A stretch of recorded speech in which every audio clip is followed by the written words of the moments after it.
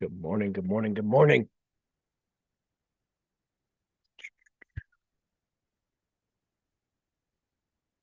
Hopefully they'll get the message to refresh their page.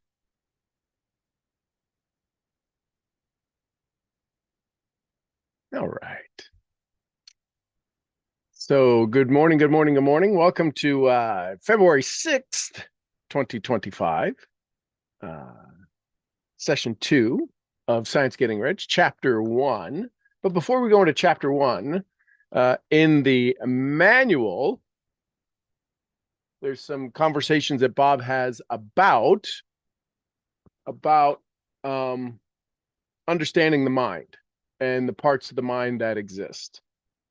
So that being said, one of the things I'd like you to do in your paper, now this writing might be backwards because sometimes Zooms will reverse the language. Let's see. No, it looks like it's right.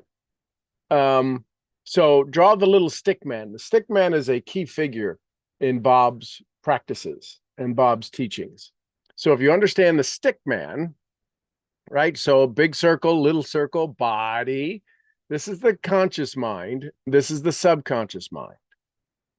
And this is the body. All of these are reflected and shown up in the body, right? All of the things that happen in here happen in the body, whether it's disease, happiness, or joy. So I'll show that again as more people come in. So if you draw this little stick figure and understand that conscious mind, subconscious mind, body, okay? The body is the result of all of the things that are happening up here, whether it's sickness, whether it's health, whether it's you get stacked. So so understanding precedes change. So in the workbook, Bob writes this: to bring order to understanding, to bring order and understanding to your mind, you must have an image, right? We deal in images. The reason most people can't hit their goals is because they can't visualize their image. They don't spend time. They just say, they use a poor excuse. I don't know how to visualize. I don't know how to meditate. Well, sucks to be you then. That's what Bob would say. Well, you're an idiot.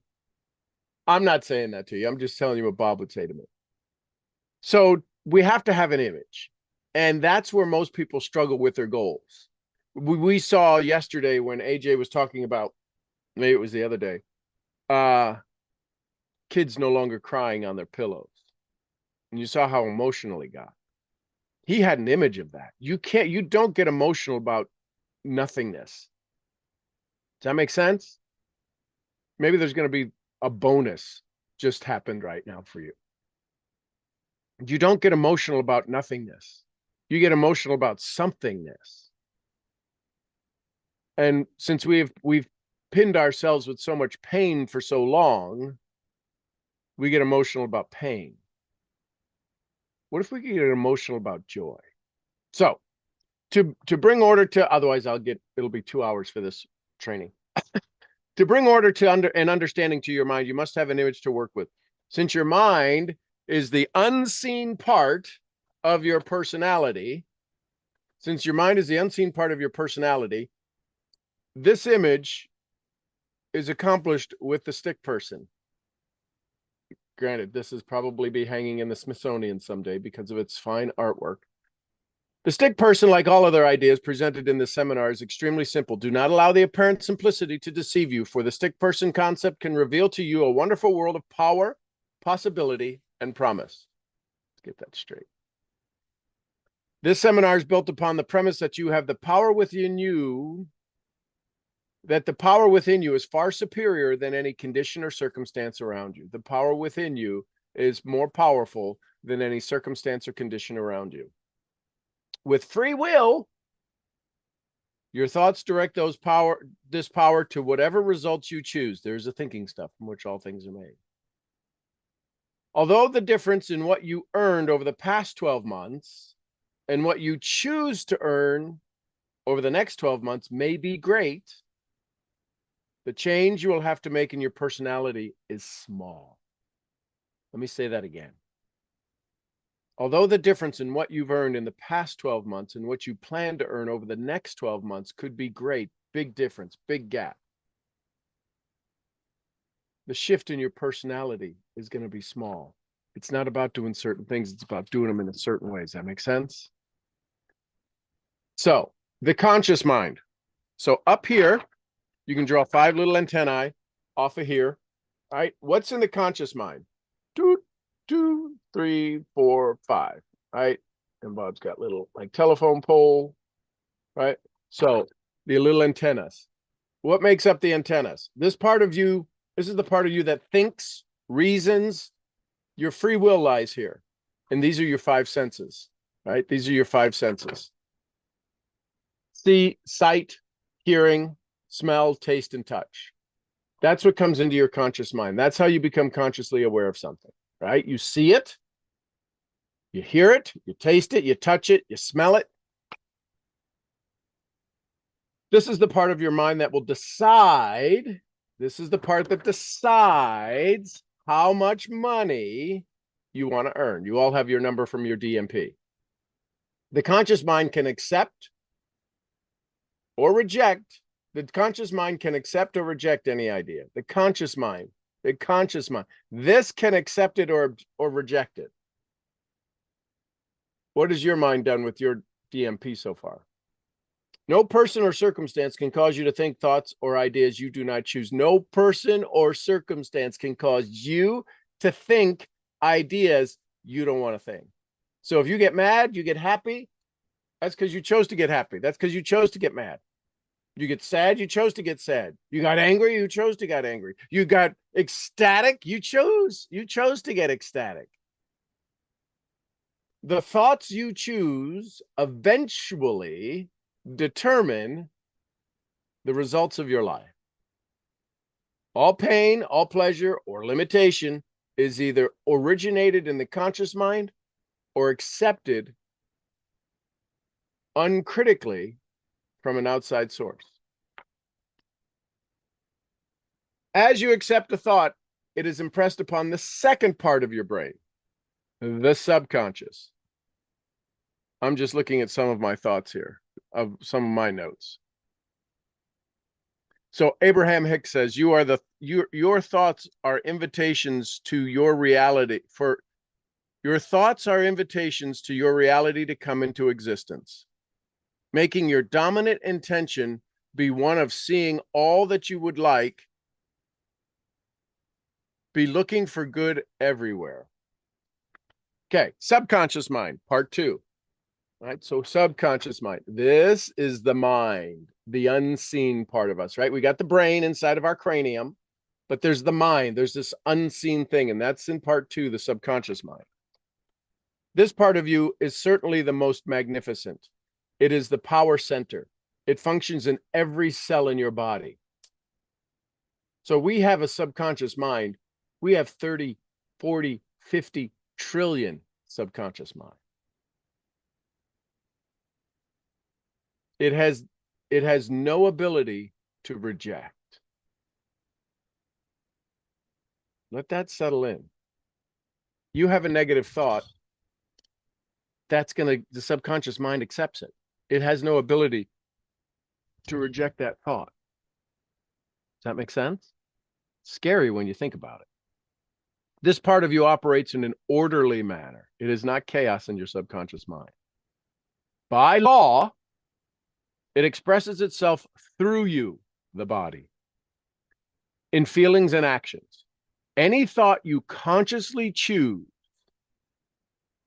or unconsciously choose or not aware or habitually choose, any thought you consciously choose to impress upon the subconscious mind over and over and over and over and over becomes fixed in this part of your personality.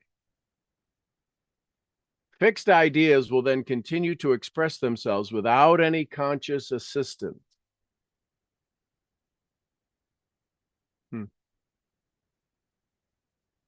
Fixed ideas will then continue to express themselves without any conscious assistance until they are replaced. Fixed ideas are more commonly referred to as habits. The subconscious mind is the godlike part of you, referred to as spirit. It knows no limits. save those you consciously choose. It knows no limits, save those you consciously choose. And then the body, right? Part 3, the body. Yeah. Come on, focus in, baby. Blurry, blurry, blurry, blurry. So, although the body is the most obvious part of you, the material medium, there we go. The material medium, it is merely the instrument of your mind. The body is the instrument of your mind, or the house you live in. The thoughts or images that are consciously chosen, impressed upon the subconscious, which is in every cell in your body. Think about that. Your subconscious is in every cell of your body. So if you get healthy, you made that decision. You get sick. There's people I know who say, I get 2 colds a year. I'll be damned if they don't get 2 colds a year. Impressed upon the subconscious, it must move your body into action. If you have an angry thought, your body's got to get angry, doesn't it? You can't have an angry thought or get angry and your body still be happy. You can't have a happy thought in your body. Remember when you were little and your brothers or sisters tried to make you laugh when you were mad and you wanted to get madderer and you still laughed? The actions you are involved in determine your results. Number 1, thoughts. Number 2, feelings. Number 3, actions. Number 4, result.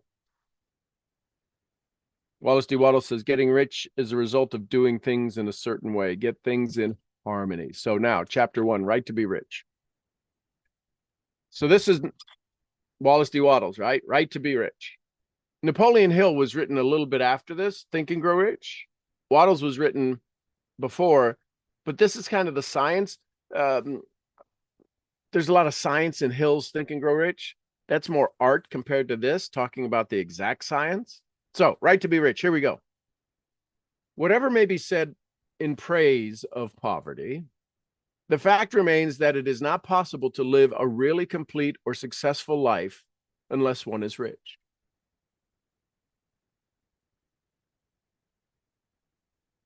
Well, I just want to help people. Oh, so you're okay with being poor? Well, I don't want to be poor, but I want to be okay. No, in order for you to experience every part of life, you must be rich. This is a preacher writing these words. Why it wasn't really picked up till later on. No person can rise to his greatest possible height in talent or soul development unless he has plenty of money. In order to unfold the soul and to develop talent, he must have many things to use: education, experience, trips. Some of you have traveled around the world. You've got world experiences. You've eaten different food. You have a plethora of experiences that many don't have. But your soul is more experienced. Your body is more attuned to the things of the world. So no person can rise to his greatest possible height and talent or soul development unless he has plenty of money. In order to unfold the soul and to develop talent, he must have many things to use, and he cannot use these things unless he has money to buy them with. It is important for you to remember that spirit awaits direction from the soul. Spirit waits direction from the soul.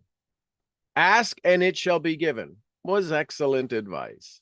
People develop in mind, soul, and body by making use of things. And society is so organized that people must have money in order to become the possessor of things. Therefore, the basis of all human advancement must be the science of getting rich. The object of all life is development. Everything that lives has an inalienable right to all the development it is capable of attaining. A person's right to life means his right to have the free and unrestricted use of all things which may be necessary to his fullest mental, spiritual, and physical unfolding. In other words, his or her right to be rich. In this book, I shall not speak of riches in a figurative way. To be really rich does not mean to be satisfied or contented with a little. To be really rich does not mean to be satisfied or contented with a little. No person ought to be satisfied with a little if he or she is capable of using or enjoying more. Are you capable of using or enjoying more? I thought you were. The purpose of nature is the advancement and development of life. In every individual, every individual should have all that can contribute to that power, that elegance, that beauty, and that richness of life. So, the purpose of nature is the advancement and development of life. Every individual should have all that can contribute to the power, elegant beauty, and richness of life. The person who owns all he wants for the living of all the life he is capable of living is rich. The person who owns all he wants for the living of all the life they are capable of living is rich. Nobody can have all he wants without plenty of money. Life has advanced so far and become so complex that even the most ordinary man or woman requires a great amount of wealth in order to live in a manner that even approaches completeness. Every person naturally wants to become all that he is capable of becoming. The desire to realize innate possibilities is inherent in human nature. Every person naturally wants to become all he is capable of becoming. This desire to realize innate possibilities is inherent. It's built into your human nature. Success in life is becoming what you want to be. You can become what you want to be only by making use of things. And you can have the free use of things only as you become rich enough to buy them. You have a car that gave you free use of travel. A plane would give you other travel benefits, right? All of these things, all of the things you have invested money in to create the freedom that that thing gives you. Books give you freedom, right? Food gives you freedom from starvation. Good organic food is probably better for you than processed food. It takes money to buy good food. Therefore, an understanding of the science of getting rich is the most essential of all knowledge. There is nothing wrong with wanting to get rich. The desire for riches is really the desire for a richer, fuller, and more abundant life. And that desire is praiseworthy. The person who does not desire to live more abundantly is uncommon. And the individual who does not desire to have money enough to buy all he wants may not be living to his full potential. How many of us know the story of the fleas and the lid? You put fleas in a mason jar and you put the lid on it, and they will be jumping up and hitting the lid, hitting the lid, hitting the lid. After about 3 days, you can take the lid off. The fleas won't jump out. They are now conditioned. Here's the scary, scary part. If fleas mate in that jar, their offspring will not jump higher than the lid. We're not much different. This idea of becoming rich, for some of us, sends a knot into our stomach, pain in our body. Because we were told things as we were growing up. Our belief about money was wired into us from our parents, from our situation, from how we were raised. What are we, Rockefellers? What does money grow on trees? It's your relationship with money that holds you back, not your relationship with hard work. You work hard. I bet you work hard. I bet you're tired sometimes at the end of the day. You're not rich. It's your money mindset that has an issue. And this book is going to challenge it at every single level. There are 3 motives for which we live. We live for the body, we live for the mind, and we live for the soul. None of these is better or holier than the other. Each is desirable and neither body, mind, nor soul can live fully if one of the others is cut short of full life and expression. Well, I just want to help people. I'm okay with being poor. I just want to help people. No, that does not work. You don't take care of your body. I don't care how good your mind is. I don't care how good your soul is. You take care of your soul, but your mind is, they have to work in harmony. It is not right or noble to live only for the soul and deny the body. It is wrong to live for the intellect and deny the body and the soul. We are all acquainted with the loathsome consequences of living for the body and denying both mind and soul. We see that real life means the complex expression of all that a person can give forth through body, mind, and soul. No person can be really happy or satisfied unless his body is living fully in every function, and unless the same is true of his mind and his soul. Wherever there is unexpressed possibility or an underperformed function, there is an unsatisfied desire. This is big stuff, deep stuff. Where there is an unexpressed possibility or an underperformed function, there is an unsatisfied desire. Desire is possibility seeking expression or function seeking performance. Desire is possibility seeking expression or function seeking performance. A person cannot live fully in body without good food, comfortable clothing, warm shelter, and freedom from excessive toil.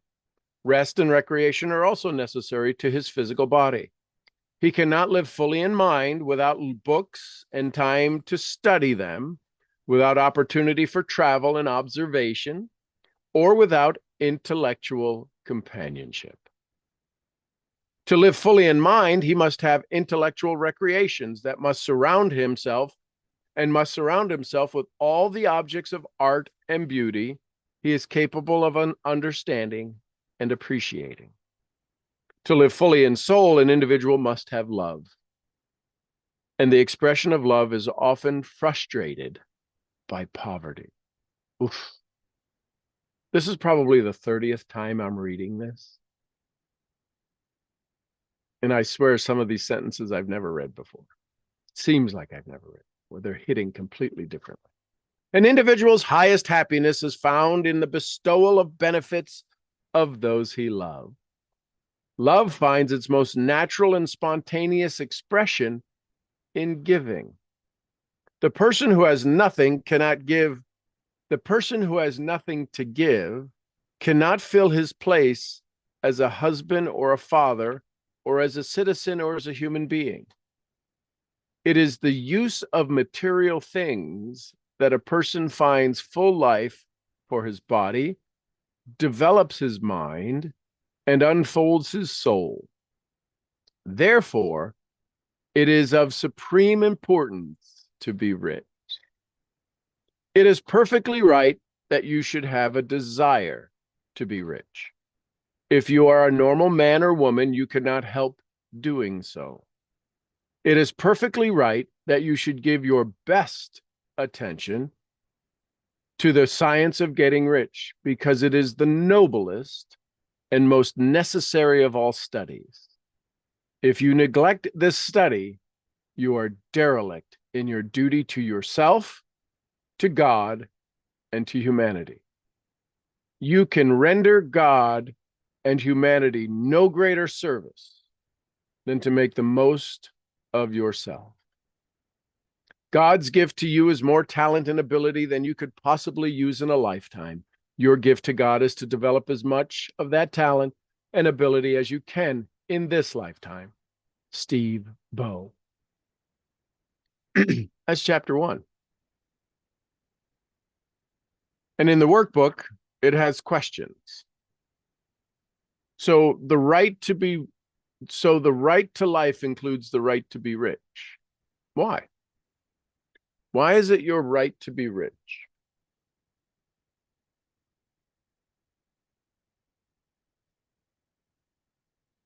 What do you become aware of that? So good morning. That's chapter 1. Questions, comments, thoughts, takeaways.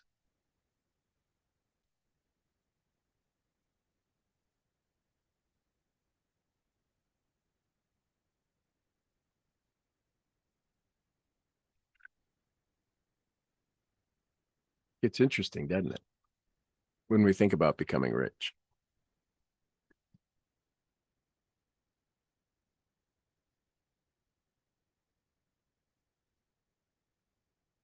Okay, since nobody else is saying anything, I will. Good morning, Sean. Good How morning. are you doing? Outstanding. Me too. I have to just be honest. I've tried reading this book a few times and I've never gotten through it. I don't know why. It's just very small print and it's very difficult for me to read, but it appears that I'm not the only one because you said you've read it how many times? 20 times? Did you say that? Probably 30 times. I've probably done it publicly 30 times. I've read it hundreds of times. Oh my goodness. And I found, I don't know, I found it boring, so I stopped reading it. I mean, I have it right here, and I dug it back out when we started this because you were talking about it.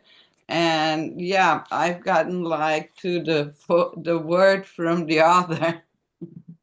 Well, the reason it is heavy work, every sentence we could spend an hour on. It's literally that deep of work. And the philosophy that Waddles has is one of truth. And what I mean by that is there's so many different layers and so many different levels. And as you begin to understand it, you begin to understand it more. So it offers you the ability to step into the river and then to realize how deep you can go in the river. So it's written, I believe God had a big hand in writing this with Waddles as a preacher, because this was controversial. Could you imagine? This is the early 1900s this came out. What people were thinking about, right to be rich, science of getting rich. Are you kidding me? And only the people who became wildly wealthy found it. This was one of those secrets that was passed on, because if you pass this on to the wrong people or talked about it to the wrong people, you are an outcast. Money is the root of all evil. No, the love of money is the root of all evil. It never said money is the root of all evil. It says the love of money. So people instantly went to, and you are an outcast if you talked about, well, no, we're supposed to be poor. We're supposed to live a humble life. No, we're not. Tell that to the sequoias in California. You're supposed to be a humble tree. 3,500 years old. They were here before Christ. That's not how it's supposed to be. So it requires you to have patience to read the book, to become in depth in it. And here's the thing. If you gave me Think and Grow Rich in German and I understood a little German, and I don't even understand the book. I know German, but if you gave it to me in Spanish, I speak Spanish, but I don't read. I mean, I don't understand all of the conjugations and well, I get by. But you gave me Think and Grow Rich in Spanish, I'd be like, I can't get through it. I don't understand all the words. And that's what happens. Yeah, maybe you're right. I'm just simply not patient enough to read it. And here's the thing. It's not like exciting to me. I don't like reading. Get this. What happens if you read it 10 times and you became a millionaire? How fast could you get through it? Yeah, but I guess I'm not understanding how. You don't have to understand it to read it, to let it sink in, because it will sink in.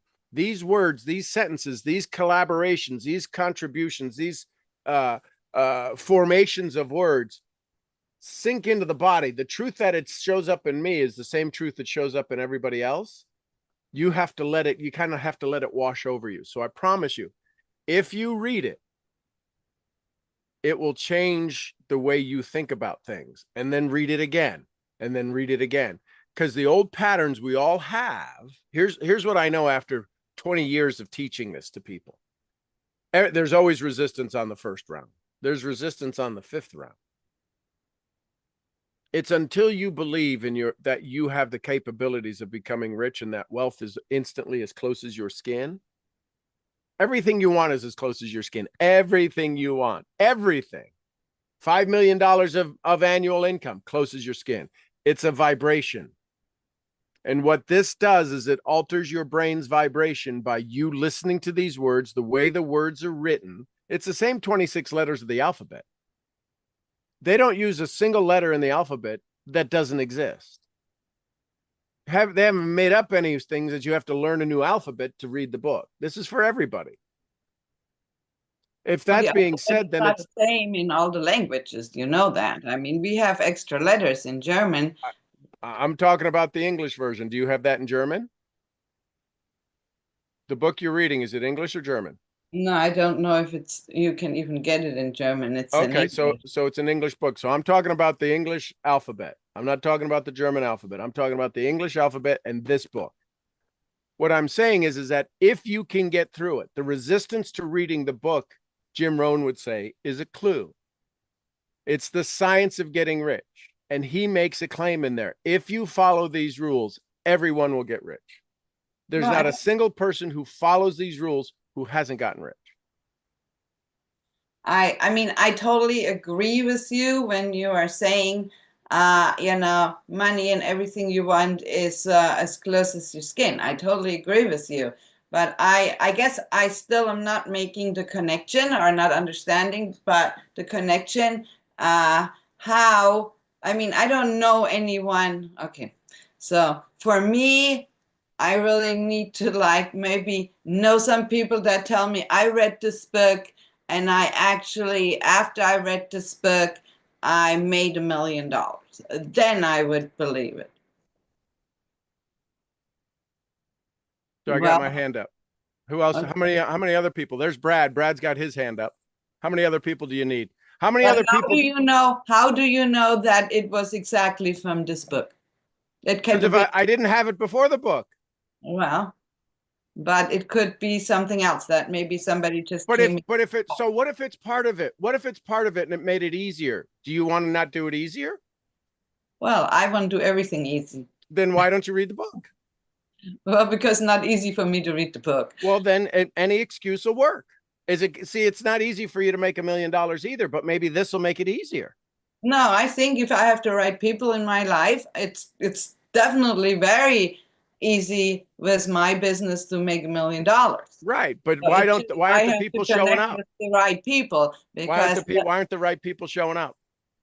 I haven't found them yet. Well, you haven't read the book. Because you haven't read the book. No, maybe I have because Tom. You haven't read the book. If you haven't read the book, they're not going to show up. It's that simple.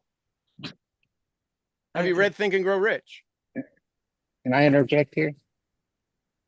Sure. So this book was life-changing for me. The story that I have where we ran into Sean and he said, stop all other reading and read this book. And I read that. I listened. Here's a tip that I give you. I can relate to you and not being able to sit down and read it. It is deep. It's very deep. I got it on, I bought it on audio and I listened to it. As Sean advised, I listened to it while I'm driving down the road. I listened to it while I'm at the gym. I listened to it. I didn't understand a darn thing he was saying until it just started. It's the vibration. It's the energy behind it. It's not necessarily the language. It's just the message behind it is just falling into state. But it puts a really good roadmap. But like Sean was saying, you don't have to know this stuff. I didn't know this stuff. And I have 10x my life in every pillar in my life. Right now, I'm looking at my phone blowing up from Toastmasters. Brad, you're an outstanding asset to this community. I didn't know anything about Toastmasters until I followed this path of authors and men that were leaders that Sean introduced me to that have been just absolutely life-changing. So I would just recommend getting it on audio. That's the best thing that helped me. So love y'all. Just wanted to say that. Thanks, brother. Thank you. Well, I've never listened to an audiobook because I like to read, but maybe that would be better, because when I listen to something, I mean, I kind of check out sometimes, so I don't really hear it, I guess. But yeah, obviously I want to make up any kind of excuse to read because I don't like it. Right. I'm not convinced, even through Brad says it helped him make $1 million. I'm not convinced that it was the book. I just am not. So, and I'm just being honest. So why do you choose? Why do you choose that? Why do you choose not to believe it? Because I don't think that a book could do that for anyone. Okay. So do you think any book is do you think any, if you look at all of the rich people that you do know, yeah, and you asked them what books they read, and they said that they read Think and Grow Rich or Science of Getting Rich or The Millionaire Next Door, would you want to go read those books? And even though those are people you know and believe in, and they said, yeah, the books helped me, would you then be convinced? What would it take for you to be convinced that a book can change your life? good question. Yeah, maybe if I ask my best friend if she's read the book and she tells me that she did and that's why she is a multimillionaire, I may read it. But I really don't think she's read the book, to be honest with you. I don't know that she reads anything besides anything that has to do with wow, but I can't even think of Okay. So what you'll find is real estate. That's what you'll find is that across the board, all of the people who are wildly wealthy in our field of work, personal development, credit, Think and Grow Rich, Science of Getting Rich, and possibly The Millionaire Next Door. A lot of them will say the Bible first. So all I can tell you is that these books change people's lives. And 100% of the people I know, it's because of these books. So all I'm saying is that if we struggle in a certain area and people who have done things and we're resisting to do those things because we don't think it works, that's a clue. I'll just say that. Listen, if somebody said you need to increase your cardio and Brad told me you should walk, I'm like, I don't think walking would improve my cardio. Well, he'd say, you're an idiot. Walking will improve your cardio. I don't think so. That's kind of the same scenario. So I'll just leave it at that. That's why you're not walking, because you don't believe it. Right. But that you don't believe the books work either. Right. That's why I'm not well, I tried. I mean, I think I tried reading it 3 times. I got maybe. So is 3 times enough to be, is 3 times enough times to commit to being poor or not rich, not wildly wealthy? Well, I mean, I don't really have the time to sit there and read a book 10 times. That's a clue. Over and over. That's a clue. You're doing activities that aren't producing the results you want. You might have to shift that. That's all. Just be aware of that. If you're constantly doing what you're doing, I don't have time for that. Well, I don't, because I mean, I have to earn money and it's not earning me any money. So, but I teach, I earn money. Right. But what if you can earn more money by doing it in a certain way? But I have to be there to teach. It's not a kind of business that has residual income, nor does it have leveraged income. That's only my by design business that has that. Okay. So, yeah. So once I build the team bigger there and I have more time, I can read it. So Sean Aker, the writer of the Happiness book, they did a study in Harvard. And the study in Harvard, you know Harvard, right? Yes. I mean, are you like kidding or something? No, I'm just curious. I just want to make sure that I because you might know it as something different. So Harvard did a study and they found out that money didn't make people happy or give them time. It's when they had time and happiness that money showed up. 75% of the people who took time and were happy wound up with more money than the people who worked so hard and never got their time or their happiness. I do believe 70%. that.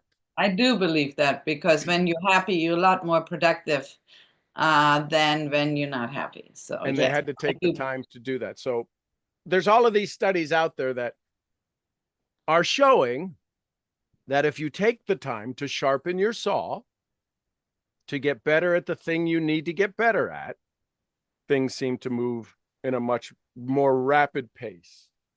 All I can tell you is it says in the beginning of Think and Grow Rich, it says, have you read that book? No, you probably haven't read that book. So in the beginning of Think and Grow Rich, it says, well, that's what I'm reading. Isn't that what that's Think and Grow Rich. This is Science of Getting Rich. This is a different book. No, I don't even have that. Okay. So this is a completely different book. Sorry. Yes. So Think and Grow Rich is the Bible that everybody talks about. Here's the other thing. So maybe I'm trying to read the wrong book then. What is the book that you're talking about? This book is called Science of Getting Rich. Maybe I should order that. Well, you can get it online. Listen, you can Google it online just before you spend any money, because it's in public domain. So you can download a PDF and you can read it on your computer. You can print it off, but don't spend. It's $9 or $10. Don't spend the money. Go, or you can Google the audio and listen to the audio for a little bit and see if it rings your bell. It's free. But is that what you were just telling me I needed to read? Well, obviously, we're talking about apples and oranges. You're talking about a completely different book than I was talking about. So that book, I'm sure your friends have read that book. What? Which one? If they're in network marketing, they've read Think and Grow Rich. Well, they've probably been told to read it, but no, I bet they learned to read it because they listened to other millionaires who read it and they go, what's the book I should read? Think and Grow Rich. Yes. Yep. I mean, I've read a lot of books. I was every morning for a year. We did the 5 a.m. club. So we started with that book and we read for an entire year every morning at 5 a.m. What are some of the books you read? We get on the Zoom. Well, we read the 5 a.m. club with, you know that? Yep. And we did read the Think and Grow Rich and some others. I don't remember now. It was about 2 years ago. Okay. So yeah, I mean, but I didn't see that reading any of those books other than having a community of some amazing ladies to get together with every morning changed anything. Okay. Then probably no book will ever change your life. So don't worry about it. Well, you tell me not to worry about it, but here I sit and I'm listening to you because I have. Listen, but every time I offer you advice on how to use it, you're like, well, I don't think that's going to work. And I don't think listen, I'm not going to try to convince you. All I know is that it works for everybody I know. And it would probably work for you, but when you're ready for it, you'll get to use it. That's it. No more. Because obviously, for some reason, I'm very resistant to it. I'm very aware of that. So I'm not. That's a clue. That's a clue. If all of the things that everybody else is using and you're choosing not to, might be why you have this struggle. I know that there's things I resist, and my mentors tell me, this is your next level. You've got to do this. I'm like, okay, I need to be able to see on the other side of it. And what I see on the other side of it is they have what I want. And I go, okay, if I need to go through that, if I need to swim through the river, I'll swim through the river. You're going to be there to help me? Yeah, I'll be there to help you. And I go, okay, I'll go swimming. I don't need to know. If this is the definition of a coach, is to help you do things you want to do better. Definition of a mentor is to help you do things you didn't know you could do. So these books can become mentors to help you do things you didn't know you could do. You are so wildly capable. You are so absolutely brilliant. You have the skill, you have the desire, you have the passion.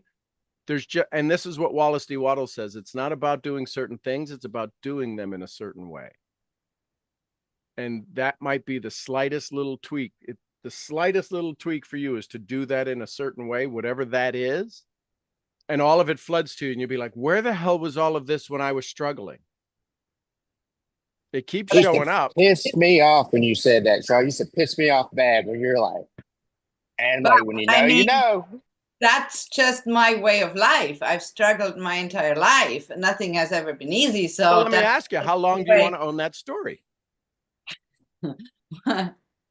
I don't want to own that story, but it's just been that way. So okay, but how long do you want to own that story? When don't, will you give that story up for an easier story? No, I'm willing to give it up right now. So then fall in love with the book. It's okay. It's just a simple thing. I'm not asking you to move. I'm not asking you to okay, well, you need to give up your German citizenship and become Swedish. Well, no. Unfortunately, I'm trying to get my German citizenship back. Okay. So all I'm saying is that open your mind, open the possibility to the idea that maybe the thing you're seeking for is right in front of you, as close as your skin in that book. Yeah, well, I can read. Well, that evidently the book you're talking about, I've never read. So right. I can certainly read that, and I can read the other book again and see. Yeah, but don't read it to just read it. Hang on. Set the intention to say, I'm going to read one page and I'm going to look for a nugget. Because there's a part of you, Selka, I wouldn't want to be how would I say this? If you were part of the cool girls club in school, I wouldn't want to be the one that was on your shit list. Because I'll read it and I'll show you it doesn't work, because that's what your mind is setting up. I'll read it again because you told me, and I'll suffer through it, and then I'll show you it does. See, it didn't do anything for me. It's like, okay, I don't want that. No, I actually didn't think that. No, but your subconscious did. That's what I heard. I don't know that it did, but because I can't tell you, I'm not aware of my subconscious. I know. But I mean, certainly, I have not read the other books, so right. I'm willing to. And just read one page, or listen to the audio again and let it flow through you. All I'm saying is that of all of the secrets that I recommend to people, that I've helped people become wildly successful, Think and Grow Rich, Science of Getting Rich, Excuse Me, Your Life is Waiting by Rhonda Britton. By Lynn Grabhorn, Fearless Living by Rhonda Britton. So there's a handful of books that changed my life, and I read them continuously. So yeah, you'll get through it. Love it, love it, love it. Hey, Diane. Thank you. Thank you. I think Louise may have had his hand up first. Oh, hey, Louise. No, you did, Diane. Go ahead. I'm a gentleman. Okay, thank you. Silky, I felt the same way when I first started this 6 years ago, and now I do it every day. And I read those 3 chapters that Sean had mentioned a long time ago, and it's almost like part of me. I do it every day, no fail. And it's just part of my routine that I've incorporated, and it doesn't take long at all. And if I don't read it, I make sure I read it before I go to bed. And it does. It's reading word for word, and it gets into your mind. It really does. And it's that thinking stuff, and it's the feeling that you get. It's not the words. And so I kept doing it, and now it's just part of me. So I just want to let you know that. And when Diane came on the call 6 years ago, she wouldn't say a word for months. She wouldn't even turn her camera on. Now she's public speaking and president of the Rotary Club. I don't know. Hey, Louise. Good morning. Good morning. This topic today, I love it because when I started my personal development journey, I was very hungry. And this is like all of these days, I'm refreshing that I remember this exact resistance with books because I didn't like reading since school. I always the cheater. I just did a really good resume and let's move on with it. I don't need to read the whole thing. But a millionaire kid recommended me Think and Grow Rich, and I said, "All right, I'll read it." And he said, "No." I asked him if I could borrow his, and he said, "Are you crazy?"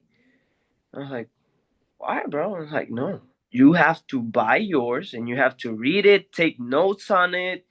And he showed me his, and it was like all written all up, and he told me like, "I'm studying this book." Exactly, and mine is also like that now. And when he said I'm studying this book, I was about 19 years old. No, I was 18, already graduated from high school. I wasn't studying anything. So I said, all right, I'll just study this one book. And I didn't know about Bob Proctor. So when I knew about Bob Proctor, and he said, I spent my whole life studying this one book, I said, okay, I'm going to give this a real shot. And I can say that right now, between Think and Grow Rich and recently coming back to reading The Science of Getting Rich, just from when I started The Science of Getting Rich, that was about 2 months ago or three. I've incorporated into Lana Financial, which is a private equity business owned by my brother. And within 2 weeks of officially starting working with him, I'm working on $100 million loan in Puerto Rico. Is that connected to the book? I really think so, yes, because I'm tuning my mind and I don't know how. I don't get it. And I got really anxious on my first call with these investors, but my brother was there and it just showed me like, you don't have to know every single step yet to be able to see it happening in your own eyes.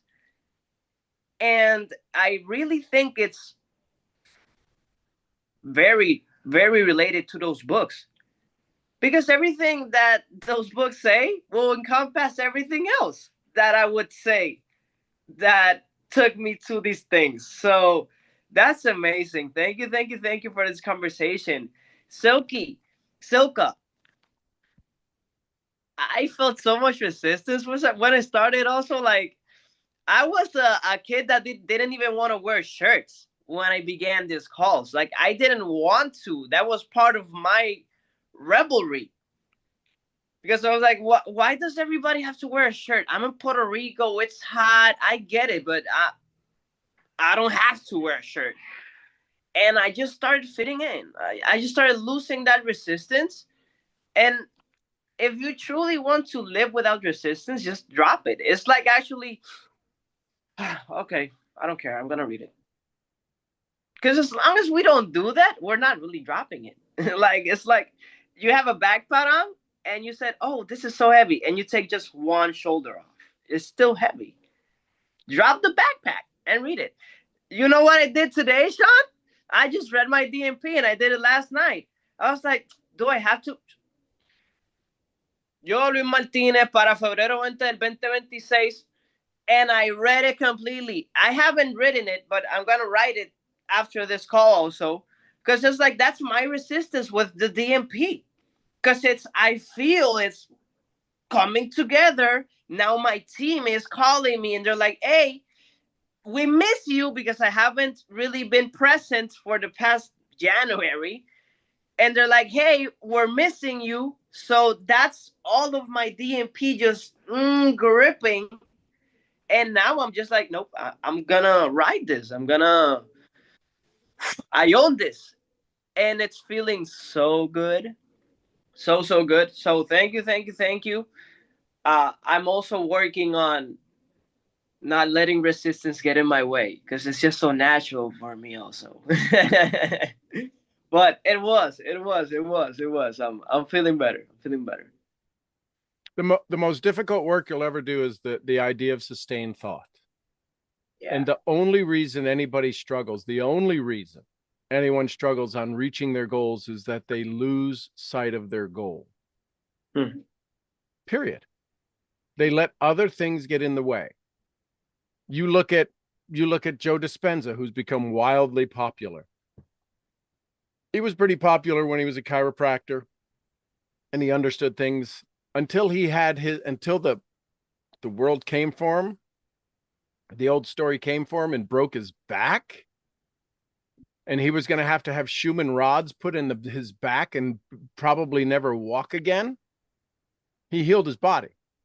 He knew how to heal his body. And if he understood the way that energy works and everything is energy, and if he directs the energy and has direction over the energy, he healed his body. He healed his back. He shouldn't be walking. He should have rods on either side, the metal rods, because of his back. He was hit by a van at 40 miles an hour on a bicycle. Wow. And he rebuilt his back. Took him like 4 weeks to rebuild his back. 10 weeks later, he was walking. They had fitted him for a body cast. And he laid in the hospital bed with all of the evidence saying you are not going to get healthy. All of the doctors saying you should probably do the rods. Either way, you're probably not going to walk. And resisting all of that to say, I'm going to heal myself. Physician, heal thyself. And he worked from the T1 to T2 to 3, all of that. He healed and repaired every vertebrae. And in 10 weeks, he walked out of the hospital. Mine is powerful. What you think about and think about, you bring about. And every word, every prayer word, every cuss word, every love word, every hate word creates a vibration in your body. And how do you know that those things have an effect? You have to look at the things that happen in people's lives. We call them coincidences, or we call them challenges or disasters. All of that stuff is all energy based. So be aware. You have to have a place to where you can go decompress. You have to have a place to where you can be loved and loved yourself. And this is where you get into your state. And when your DMP is so clear in it, and when you think of your DMP, if your DMP doesn't put a smile on your face, you don't own it yet. You're still window shopping. If it doesn't make you jump out of bed, you don't own it. If you have to convince yourself to say it, then you need to say it 1,000 more times. You see, Sean, I was good. I was like, you see, thank you, Sean. I'm ready to leave the call. But now I'm back in. What DMP should I be reading? The phrase version? No, you don't know the phrase version until you understand the full version. I gotta rewrite this thing completely. Well, you can listen. Just Jim Rohn would say, how long should you do it? What would Jim Rohn's answer be? Until. Okay. All right. I'm gonna go back to the drawing board with the DMP. And the reason that the phrase works, the sentence works, is because you know all of the things that you have to do. And you're willing to pay the price to do them. If I were to say to AJ, if he was on here, if I were to say to AJ, so you're okay with a kid crying tonight? You all know, you all feel it. And it's not even your DMP. You have to give me something that emotional that I can trigger you with. Okay. Now I have it, and you just got news of it. Yeah. So you're willing to let your kid be poor? Oh, yeah. Okay, yeah, that's the one. That felt disgusting in my mouth. I was like, my kid, what? No. So you use one swear word from now until forever. That's you just swore inside of your child? Oh yeah, it's just okay. You have one negative thought, you just had a negative thought in your child. Okay. Bonus. A I'm bonus. telling you, and this happens in our grandbabies. Yeah, I almost cried with that one, Sean. I was like, what? No. So now so all of the things you think are painful, they're nothing. They're nothing compared to taking care of your baby, your son or your daughter. How long are you going to wait to take care of them? How long are you going to wait to inspire others? How long are you going to wait to do the actual actions that it takes to raise your child? Do you want to be able to spend time, take them to school, homeschool them, do whatever? Then you're going to have to be rich, buddy. You got 6 months. Do you want to have poor pediatrician care or the best?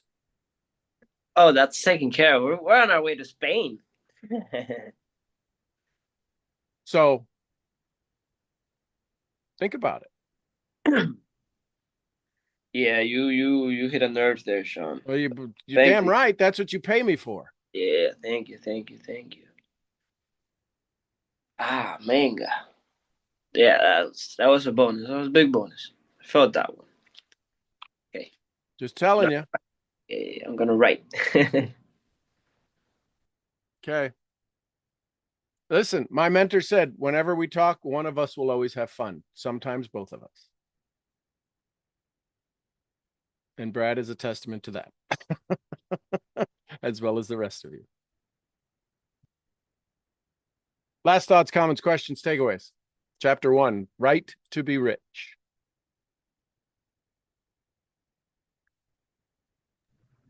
It's interesting, Sean, because a lot of these new Zoom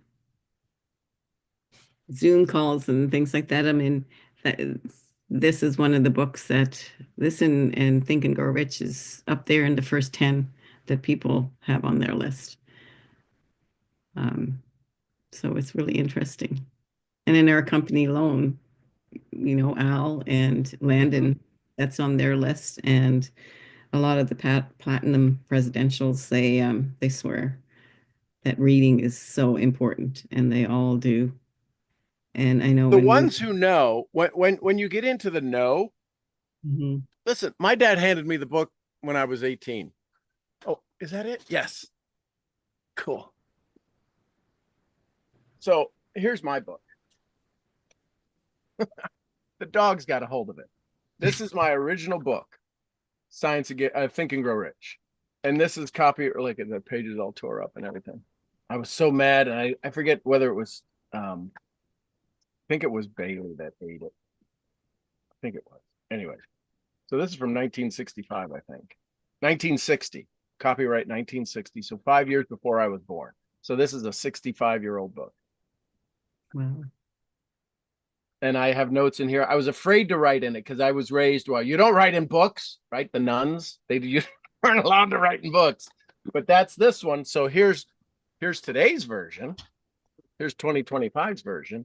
All of the tabs have notes on them, have underlines everywhere in the book, all underlined. And there's not a page in here that's probably not underlined. Next page, underline. So yeah, this is just, and this is the second version of this book that I've got underlined and written, because I go back and I read it and I go, ooh, I compare them because they're workbooks. So yeah. And I must say, with chapter 4. Oh, this is Think and Grow Rich. Yes, I have to get rich. Yeah, chapter 4. Yeah, chapter 4. I had to read it so many times, but I remember when we first started the calls, you had them all memorized about, like chapter 4, it says, the think, I don't want to say it wrong. The thinking stuff, about the thinking stuff. Right, there's a thinking You stuff, used which to all just things are made. Blow off your lips, and I would be like, oh. And it finally sunk in about that thinking and the feeling. And so it's getting past the words, I think. in And it's getting past the words, and it's getting into the frequency and the vibration and the intention of the words. that's it. Yeah. Right? You and your hubby have had arguments where, are you okay? Yeah, I'm fine. If I just heard, yeah, if you just text me, I'm fine. Even in a text, you can hear the sound, can't you? Yeah. How many of you have all received a text where you heard somebody's go, oh, I'm fine. And it just says, oh, I'm fine. And you're like, something's not right. You know, and I get that with my kids too. And my husband goes, how can you tell from a text? I said, I can tell from a text. Because you felt it before the text showed up. And the text and the feeling weren't in alignment. That's how you feel it. How are you? They're supposed to say, I'm not doing so hot. I'm fine. No, there's a disconnect. And if that vibration, if going to your radio and tuning into 101.5 is your favorite station, why don't you listen to 101.4? Well, because it'd be blurry. And you're thinking that not having a clear vision of your dreams is going to get you there? You tune your radio station better than you tune your own frequency of your body. So yeah, there's the thinking stuff from which all things are made that permeates and penetrates and fills the inner spaces of the universe. A thought held in that substance is produced by the thing held by the thought. Yeah, I remember when Bob used to rattle it off. I'm like, he's got to be, they got that tack somewhere on a phone or something. He's got to be, because we didn't have Zooms back then. We had conference calls. Love it, love it, love it. It's life-changing. And all I can offer is all I can offer. All right, my little eaglees. There's chapter 1, Science of Getting Rich. I hope you have an incredible, fun-filled day. Is today Thursday, tomorrow Friday? So tomorrow morning. Hey, Sean. Yes. I need to make a correction. Yes. I said The Science of Getting Rich, which is what you're reading currently, right? So you had actually given me the book by Napoleon Hill. No, in the car was Science of Getting Rich. The Science of Getting Rich. Yeah, when you left for the hotel, I said, go listen to Science of Getting Rich. Okay. Yeah, Heidi just corrected me. Yeah. So I wanted to say a friend of mine. Hi, Heidi. Hi, Sean. I love you. I love you so too. Gorgeous, and your voice is so beautiful. Oh, thank you. Thank you. Yes. I love that. Yes. Yes. So I had a friend call me or text me a few months ago now and said that he had lost his daughter, and I was the first person that he thought of. And so he was asking for some help and guidance, and so I went to him to the hospital where his daughter was, and he was right in the middle of a transition where he was selling his part of the company, and he had a lot of things going on financially.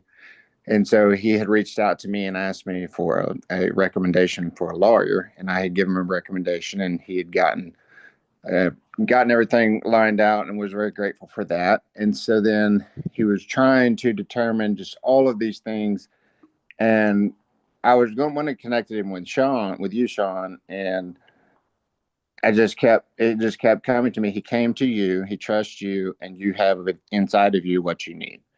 I said, can I recommend a book to you? And so I recommended the Wallace D. Waddell Science of Getting Rich. And 2 days later, he's like, wow, Brad, that book changed my life. He listened to the entirety of it. He said, I needed to make some decisions.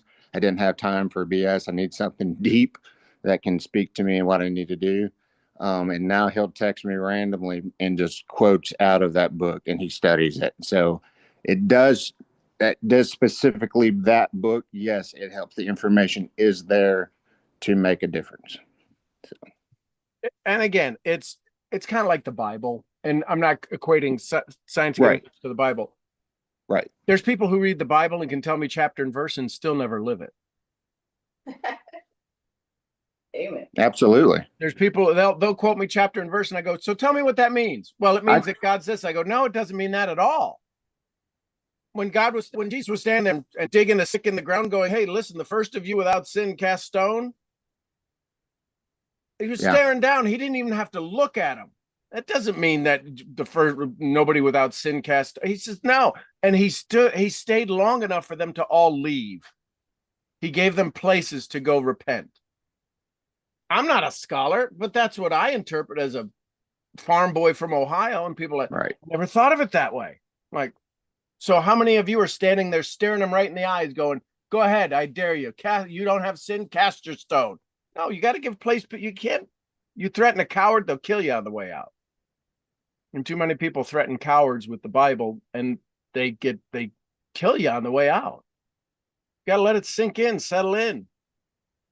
You happen to be in a place to where you were open to it, resistance to the open. I said, I'd encourage y'all listen to Science Getting Rich on the way home. Like, I never heard of that. Okay, there's a lot of things we haven't heard of. Didn't think of a Coke on a battery terminal either. Right. So some whack job running around and pulling up in a Hummer going, yeah, let's go. I'll jump your car. I'm fine. That's a whack job. And if it wasn't for your good raising, well, you'd have probably swung at me. Probably, yes. But I quoted the books of the Bible when I was 3 years old. And so I don't negate what's in there, but the information is stories that were from people that were in that life. Yep. And these other books are other people's experiences and views from other branches of our families that is very inspiring once you study it. Yep. Yeah. I learned that from Sean G. Murphy. I love it. Well, there you Thank go. you for sharing this morning, John. I just Thanks, wanted brother. to interject here. Love you. Love you too. Heidi loves y'all too. I love you too, Heidi. And Heidi, thank you for being the one that said, I think I know you. Because that's that was the spark that started it all. Ed and I were friction. We were rubbing two sticks together, but you were the spark that started the fire. So thank you. Well, you're welcome. That was just the universe. It was. And then I got to, for those of you that don't know the story, I got to tell you. And then we're eating dinner. I'm eating dinner with the owners of the property. We were in contract negotiation for the property, and my sister-in-law was there. And so we're sitting in this little private room at this hotel, and Brad and Heidi come down, and Heidi says, could you sign our book? Which my sister-in-law freaked out going, who are these people and why do they want you to sign their book? Oh, we know. Can we take a picture with you?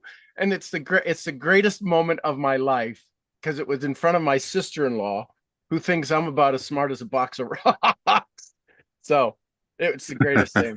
And she still laughs. And I go, those are the people we took a picture of. Oh, there's the poodle. So that's Albert. He's hey, our Albert. New baby. Albert, he's a baby. That's our baby right there. Yeah. And it's like he doesn't know it. No, he doesn't. He's a king. King Kong. Can't even see his eyes. Man, where's my eyeballs? There they are. I love it. All right, everybody, go have some fun to damn your head brain training. Science Getting Rich Misfit. I'll see y'all where? At the next event. Next event. Love it. Somebody give us some Costa Rica.